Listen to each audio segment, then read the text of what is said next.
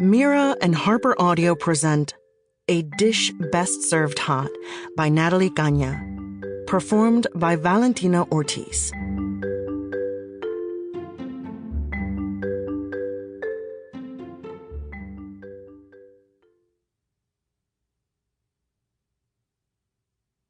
There can be no love without justice. Bell hooks.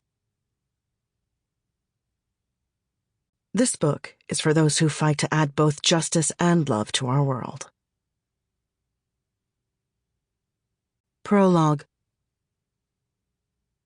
Santiago Vega II, known to family and friends as Junior, much to his annoyance, took his time getting back to the front office after dropping off paperwork for Miss Wallace, the school secretary. He loved it when the halls of his high school were empty and mostly silent. It gave him a sense of calm he never got otherwise. Not when he was the oldest of a 5-child family who lived in a tiny apartment directly above the restaurant his family ran. The restaurant where his grandpa's band loved to play music at all hours of the day because it was always filled to the gills with people from the neighborhood. Junior was surrounded by people all the time. Loud, demanding people, so he enjoyed moments of quiet stillness whenever he could. That made it all the more annoying when he heard raised voices down the hallway. "You better stay away from her! You two aren't even together anymore! She's mine!" Oh, great. 2 idiots were about to fight over a girl, and Junior had to go that way to get back to his work study. Junior turned the corner to one of the side hallways and stopped dead in his tracks.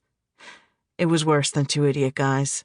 It was Jose Mendez, one of the largest offensive linemen on their high school football team, and Lola León, the biggest troublemaker in the school. Lola was constantly in the office when he was there, but when Junior was there helping out during his free period, she was always there to talk to the principal after getting kicked out of one class or another. Sure, he didn't know her well. She was a junior to his senior, but it wasn't hard for Junior to tell why she was constantly pissing everyone off. She had a terrible attitude and a mouth to accompany it. She said what she wanted and did what she wanted without a care for anyone around her. As if to prove his point, she opened her mouth and said, "Aw, is your fragile male ego hurt because she liked my kiss more than yours?" Junior's eyebrows rose. He'd heard that Lola liked girls, but he'd assumed those were ignorant rumors based on how she dressed, in baggy clothes that looked like she'd taken them from a large man's closet. At least he'd hoped that was the case after seeing her for the first time in the office a few weeks ago. It didn't matter that he had no intention of actually talking to the pretty girl. A part of him was selfish enough to be hopeful. Her taunt seemed to be the last straw for Jose. "Bitch, I'll give you something to do with that smart mouth of yours." He rushed her and crowded her into a corner before she could dodge. His hand tangled into her long dark hair and pulled it hard. Junior jumped into action without thinking. There was no way he was going to sit back and let someone be hurt, especially not a young woman who didn't even reach Jose's shoulder.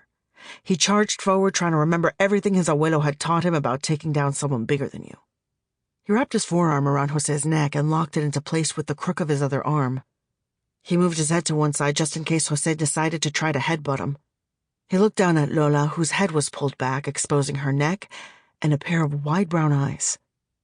Junior didn't think he'd ever seen her look scared. Pissed off and scowling, yes, but not afraid. For some reason, her fear released a new level of anger in him. Junior was quiet and serious, but not usually angry. Except at that moment, he was livid. "Let her go," he growled, in a voice he'd only ever let out when someone was messing with one of his younger siblings. When Jose didn't immediately do as he said, Junior tightened his grip. Jose let go of Lola's hair to grab Junior's arm with both hands and attempt to pull him off. Somehow, he couldn't. Instead, he wheezed. "Get behind me," Junior barked to Lola, who was rubbing her, no doubt, tender head.